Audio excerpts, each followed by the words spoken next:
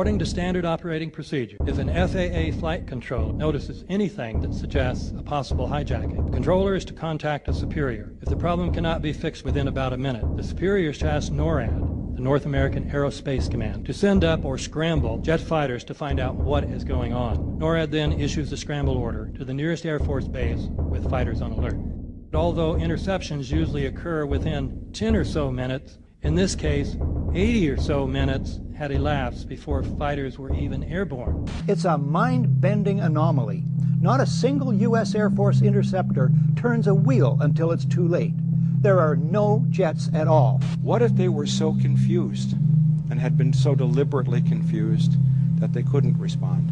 The reason that they didn't know where to go was because a number of conflicting and overlapping war game exercises were taking place. It involved the insertion of false radar blips onto radar screens in the Northeast Air Defense Sector. Lieutenant Team U, we have a problem here. We have a hijacked aircraft headed towards New York. We need someone to scramble some F-16s or something up there to help us out.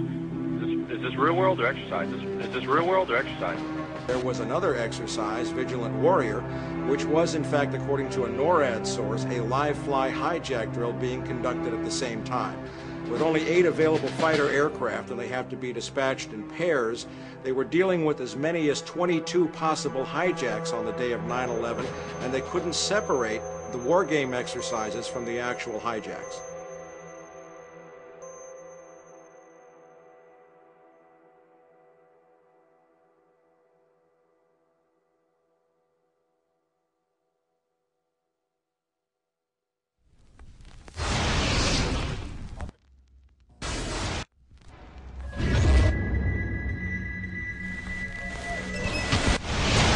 Page 172. The U.S. government has not been able to determine the origin of the money used for the 9/11 attacks. Ultimately, the question is of little practical significance. The American authorities have not managed to trace the source of the funding. And then the most amazingly disingenuous statement ultimately is it of little consequence. It is of massive consequence. Doesn't it matter who paid for 9/11? The collapse of Building 7 has been recognized as especially difficult to explain. The 9/11 Commission report implicitly admitted that it could not explain the collapse of this building by not even mentioning it. President, why are you and the Vice President insisting on appearing together before the 9/11 Commission? Because the 9/11 Commission wants to ask us questions. That's why we're meeting, and I look forward to meeting with them and answering their questions. Why you're appearing together rather than separately, which was their request? Because it's a good chance for both of us to answer questions that the 9/11 Commission is looking forward to asking us, and I'm looking forward to answering them. Let's see. Do you think they should be able to stand up and speak their own words? They should go under oath. They should be, yeah, in public.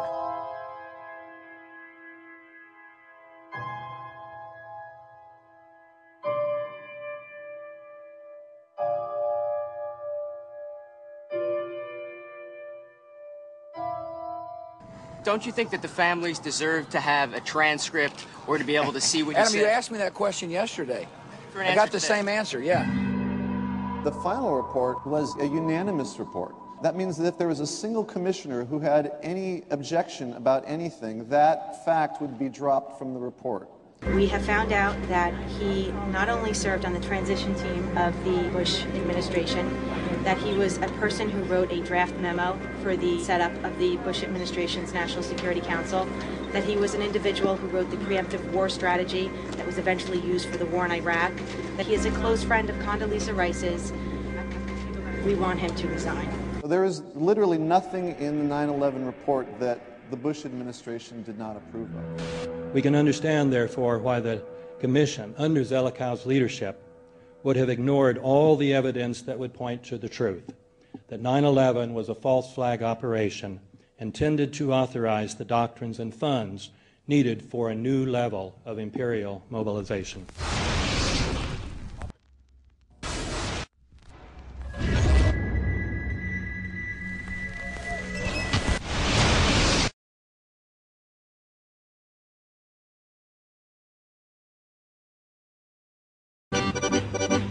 Armed with with knives, armed with chemical, biological, nuclear weapons. Fanatics, terrorists, September 11th. September 11th, killers, September 11th. Terrorists, Al-Qaeda, terrorists, nuclear weapons, terrorists. 9/11 terror, terrorist, evil. September 11th, September 11th. The terrorists, war and danger. September 11th, terrorism, global terrorism, terrorism, terrorism. Terrorists, terrorists, terrorists, terrorists, terror. Terrorists, terrorists, terrorism. September 11th, global terrorism, terrorist, terrorism. September 11th, world terrorism, terrorism. September 11th, global terrorism. September the 11th, terror.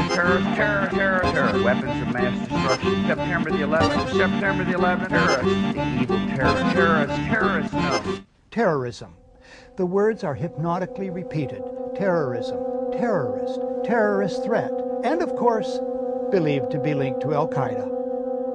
But it's the so-called war on terrorism that's in our faces practically 24/7 as the inescapable focus of our existence. One day, our grandchildren will look back on this time and ask, how was the war on terror won?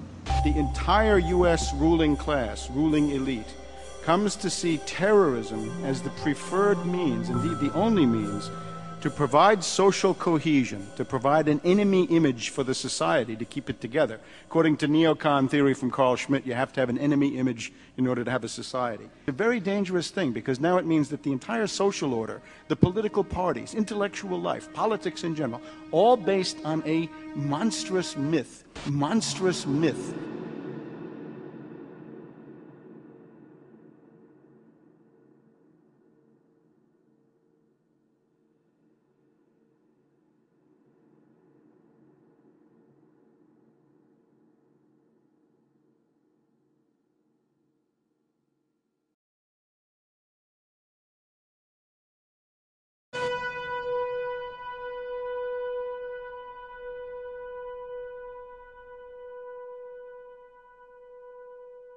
Look, the CIA has done in this country, what they've done to us is unbelievable. Look at the terrorist acts that have occurred. The CIA behind most, if not all of them. We had the Marine Barracks.